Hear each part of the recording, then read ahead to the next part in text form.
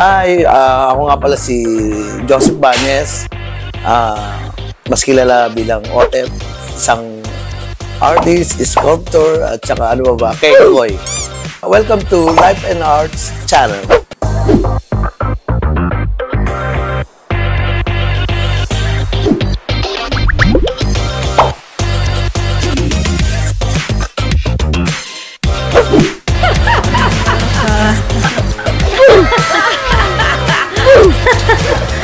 Ito, dito ko nakatago ngayon. Hindi ako napunod. Bumabata ka ngayon. Bakit pala sa'yo maraming ginagawa? Gano'n. Tahimik! Galit ka sa mga ganda. Galit sa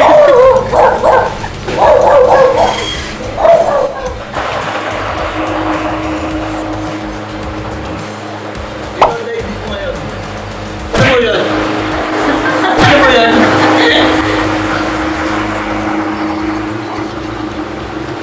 Wala akong ano eh.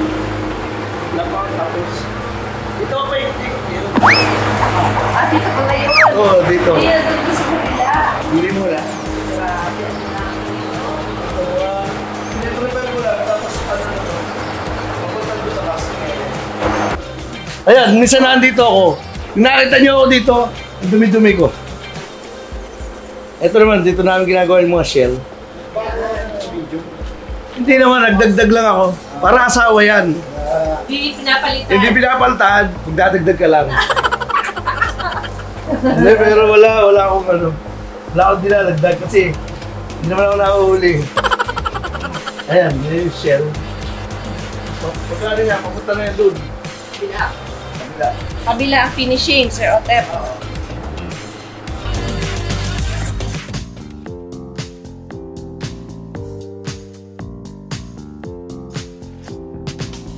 So, first of all po, baka po pwede namin malaman kung paano po yung journey nyo sa pagpipinta. And kung before po ba kayo naging artist, meron po kayong ibang field na pinasukan or art po talaga yung gusto nyo ever since? Ay, nakakaba ng tanong mo. Wala lang matanda sa uli. Ulit nga ulit. Ano po yung journey? Gutom ako. Paano po yung naging journey sa art? Journey ko bilang artist, mahirap. Pero ako naman, ni-enjoy ko lang lagi buhay. Sanay na ako sa hirap, sanay na ako sa struggle. So parang alam ko, bago ako makarating doon sa pupuntahan ko, alam kong lakad lang ako, alam kong mahirap. Hindi ako naka-helicopter, hindi ako naka-kotse. Kasi pag nag-expect ako ng madali, parang hindi na challenging sa akin. So hanggang ngayon nga, pakaramdam ko, marami pa akong, wala pa ako doon sa gusto kong marating.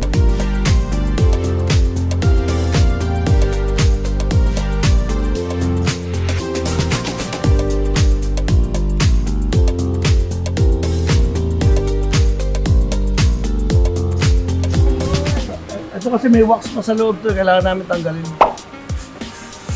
Paano tinatanggal ang wax sa bibiyakin? Sa init. Yung init. Mga 160? Ha? 1,600. Nakita-kita eh. Ay, ito yung pagod mo. Ayan. Buginaan dyan yan. Kaya sasalang yan dyan, tutuloy yung wax. Punta doon. Doon. Kasi balik na naman yun doon, yung cycle. Pala yung wax, panghulma mo lang. Oo. Panghulma. Hulma, tapos ayun. Tapos ito naman. Ang mahalang gatong eh. Gawa ng mula. Oo, hindi. Yung mga, ano namin, mga wood na, scrap. Yan, gatong dito. Para, kasi pag ano, babasura din yan eh. Ito, sinubukan namin, mausok. Hindi mo na yun. Oo, yung mga nakasampay doon, naubos eh. Pero kaibigan ko naman yan. Before po ba, art na po talaga yun? Marami akong naging trabaho pero umiikot lang sa art. Ang alam kong una kong trabaho noon ay sa tagalinis ng gawaan. So, handicraft ng tatay ko. So, doon na rin ako natutong mag-ukit. Yung pinta sa labas naman eh. Kasi may mga kabarkada akong nagpipinta. Mga mas ayad sa akin. Pero ako may hilig na. So, mga ina-idolize ko sila. So, ako nagtatry din mag-drawing. Marami na rin akong mga naging trabaho nun eh. Nagtrabaho na rin ako sa abroad, sa US, sa Dubai. Kaso nga lang, artist pa rin kaso kitchen artist, so kusina. So, minsan nagluluto rin, pero ang trabaho namin doon, bago lumabas sa client, yung pagkain is pinapaganda namin. So, yun yung presentation ng kami nag-garnish or kami yung hinihinga ng decision ng executive chef kung paano ipi-plate or bago ilabas. Tapos nagtrabaho din ako sa advertising. Pero hindi yung advertising ngayon na techie manual noon. Kaya hanggang ngayon, kilala ko yung mga letra. Kasi tagal ko nagtrabaho sa advertising. Nagpinta rin ako sa mga pagawaan dito sa Paite, yung mga handicraft. Nagka-Paite na po talaga kayo ever since? Dito na ako pinanganak. So, taga-Paite na. Pero nanay tatay ko taga Bicol. So, ano sila? Taga-England. Wait a minute! Ang tawag namin doon ay Beatles. Mga Beatles eh.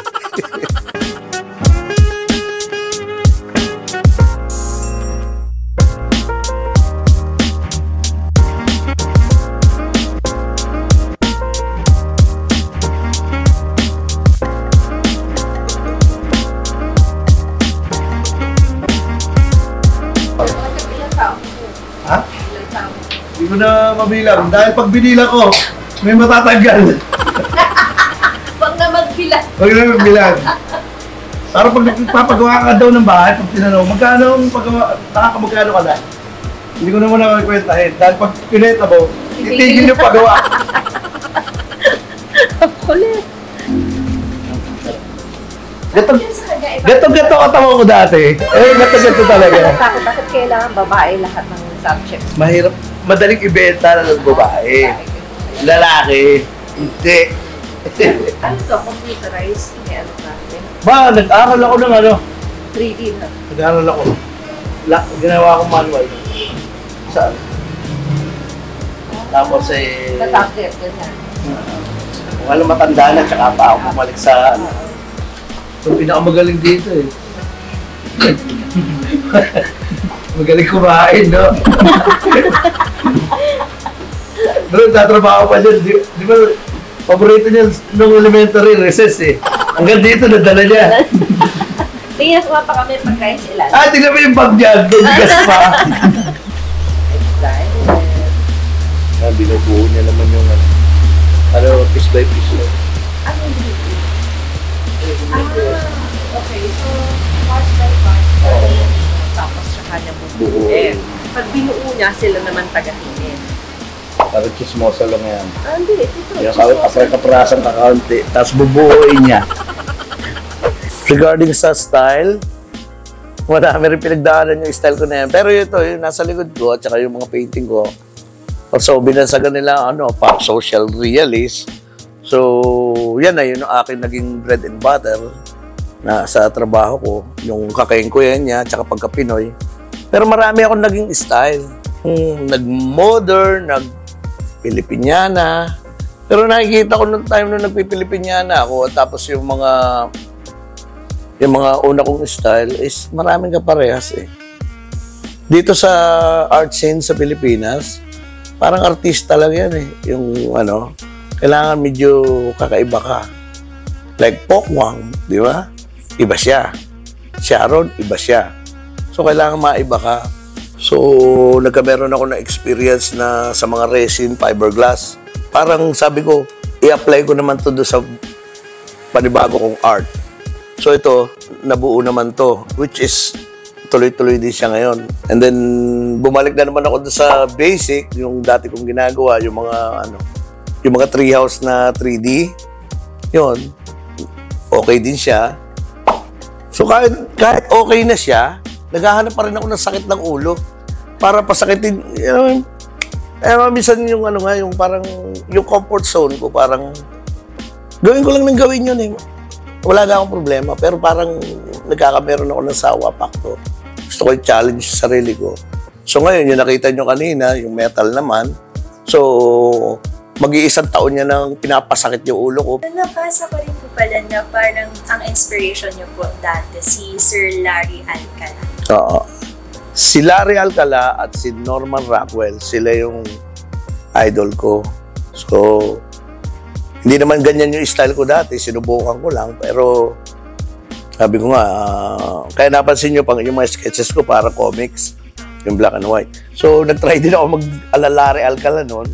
So, hindi pa rin nag-fit. So, and then one time, sa Ukitan, meron akong pinagtrabahuhan. Nakita ko yung libro ni Norman Rockwell. Para ako na in love. Sabi ko, ano kaya paghaluin ko, i-fusion ko yung dalawa, i-mix ko. Yun, then lumabas yung trabaho ko noon. Ano naman po yung mga challenges po na hinarap niyo bago kayo nakarating sa Pangasinan? Challenges? Napakadami. Hindi ko kaya bilangin. Hindi, yun nga. Pero pag ikukwento ko yung challenges din, siguro magkakameron lang tayo iyakan dito. Pero kung sa dami, madami. Kasi may mga time na, siyempre, walang titiwala sa'yo. Wala nalulungkot ka. Walang bumibili ng trabaho mo. Malulungkot ka. Pero umiyak yata ako. Maraming ganun. Pero yung mga challenges na yun, siguro kung iipunin mo, dami. So, ang ginawa ko na lang siya, inilagay ko sa sarili ko, pag nilagay ko sa puso't isipan ko, magagalit ka lang araw-araw eh. So, ginawa ko lang siyang fuel. Lahat ng mga yung nagda-doubt sa akin, siguro, wala na sila siguro masasabi ngayon. Salamat din sa kanila. Kasi kahit pa paano, na-push ako na to work harder.